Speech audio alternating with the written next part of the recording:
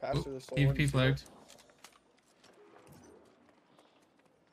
Just pass through the sword and seal.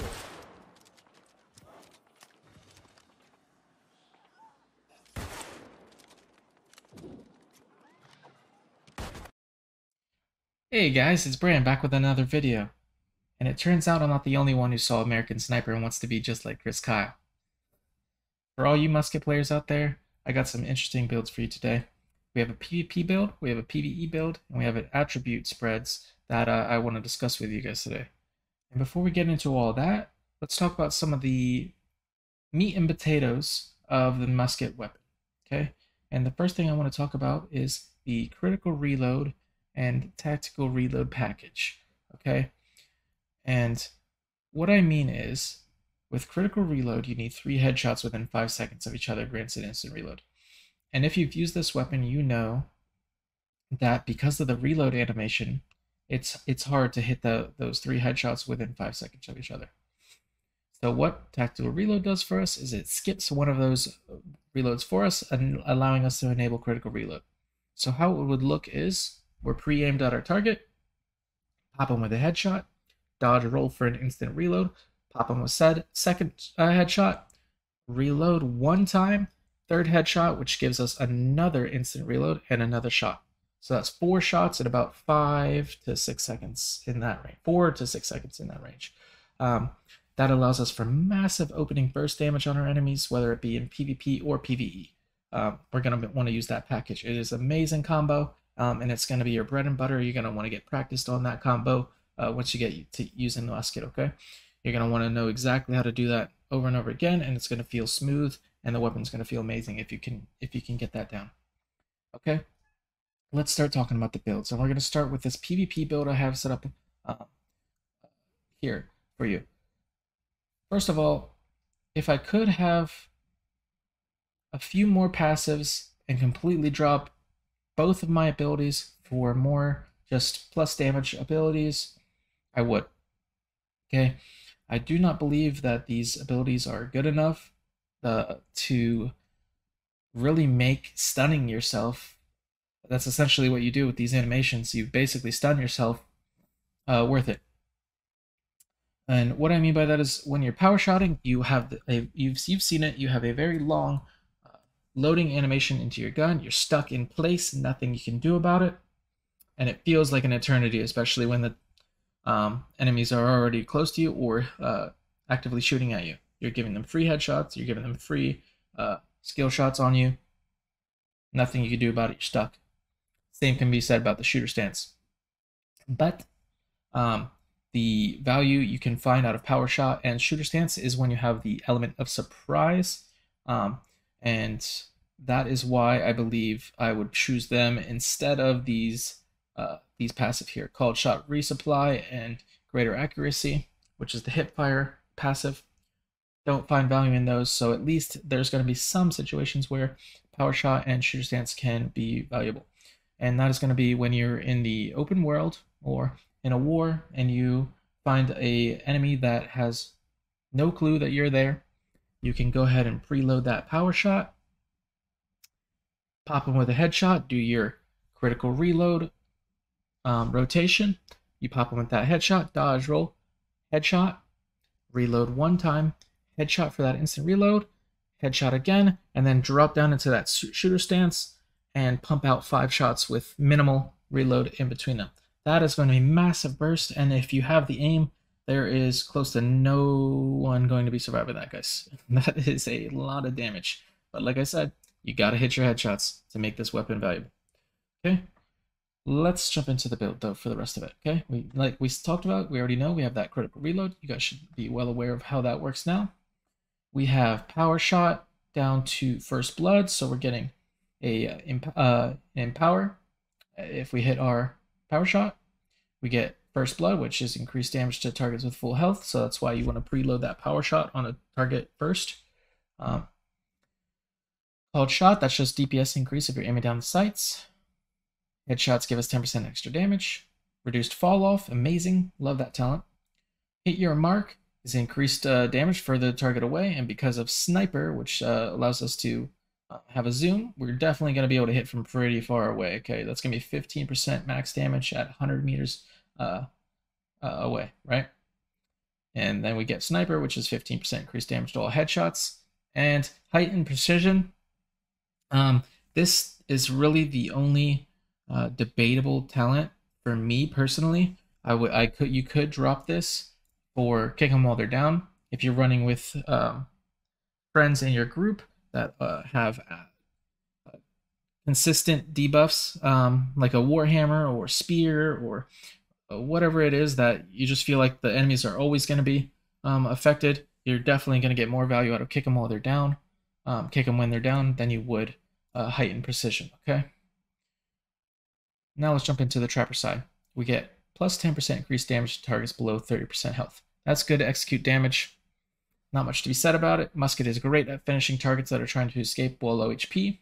Exactly what you want. Back it up. It's just movement speed when enemy players are near you. Amazing. That's exactly what we want to do. We want to kite, disengage from our enemies, set up on them, pop them with its couple headies. You know how it goes. We got weakened defense. Increase the stamina damage from standard shots dealt to enemies blocking with shields by 50. And deal 10% armor pen to targets that aren't blocking with a shield. That's very nice. That armor pen is very nice. That's the key reason why we're grabbing that. Okay, and then we have empowering weakness is just increased damage to targets with an active debuff. Very nice. Doesn't have to be your debuff. So after we get, and then we get hustle after a dodge, gain haste, increasing movement speed for 3 seconds. Perfect. Plays right into our package. That hit and run package where we're popping, rolling. It's gonna be constant uptime on this. Okay. Attacking a target with an active debuff restores 5 stamina. Amazing. It's gonna allow us to roll more. And then with tactical reload, this is arguably the best passive for PvP, and honestly for PvE probably as well. 100% requirement for all musket specs in my opinion. All right, guys, that is the PvP build. All right, guys, now let's jump over to the PvE side of things for the musket. Again, we're going to be taking, of course, that critical reload and tactical reload package, must have, and we're going to be grabbing a lot of those same damage modifier passives that we grabbed for the PvP build. Okay, but there are going to be major differences in the DPS rotation and how we play the musket in PvE situations. Okay, so we grab that called shot. That's 5% increased damage while aim down the sights. We get empowering headshot, ballistic advantage, called shot resupply. This time we're actually grabbing that. We got hit your mark, heightened precision, sniper. We're grabbing full powder burn passives, and we're grabbing that shooter stance and shoot more package. Okay, so jump over to the trapper side real quick before we talk about the DPS rotation. Okay, we got that salt and wounds, and we're grabbing all the increased damage passives as well. Grabbing that weakened defense, grabbing that empowering weakness. Okay, for this role, we have to pick something. Obviously, we have 2 choices. We have Sticky Bomb and we have Hustle. I believe Sticky Bomb in PvE situations is going to find more value, giving us a little bit AoE damage for trash mobs, or if a boss is summoning trash mobs, we can actually contribute to AoE damage. And it's very nice. Tactical reload, of course, and kick them when they're down. All right, now let's get into the DPS rotation and what it should look like. Okay, because of called shot and because of powder burn, the opener should look like this. Preload your powder burn, okay, and start aiming for called shot to activate before the pull. Okay, so as the boss is being pulled, we are already aiming down our sights for more than 3 seconds, and we have our powder burn loaded. Okay, and it's going to be a headshot for the powder burn. Very important. Headshot, powder burn, roll, headshot, reload 1 time, headshot, which procs critical reload, which gives us that instant reload again. That's another headshot.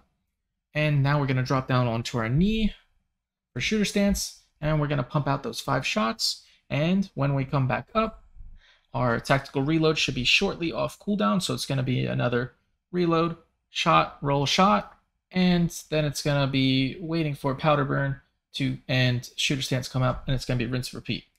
But because we have called shot resupply, those cooldowns are going to come up rather quickly, and we're just going to rinse repeat that exact DPS rotation.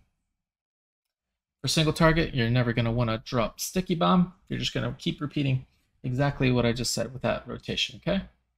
That's what your single target boss fight damage is going to look like, and you're going to pump. Trust me, it is big damage. You're going to love it, guys. Okay, and that's the PvE build. All right, guys, let's talk about the attribute spread. We have 475 points available when we have perfect gear. So how do we want to spend it? Let's talk about something first. When you are in the open world, or just PvPing in general with the musket, every single point of damage matters. Leaving someone at 1 HP is so brutal because it guarantees you have to hit another shot. We don't have light and heavy attacks and damaging abilities we can shoot out quickly, like like the ice gauntlet or the fire staff. We aren't being able to chase people down, with the hatchet or the great axe, stuff like that. We just have to hit our shots, and when our shots do hit, they have to matter and they have to kill. So every single point of damage matters. So if I'm gonna main musket and I want to kill people with my musket when I PvP, I'm going like this.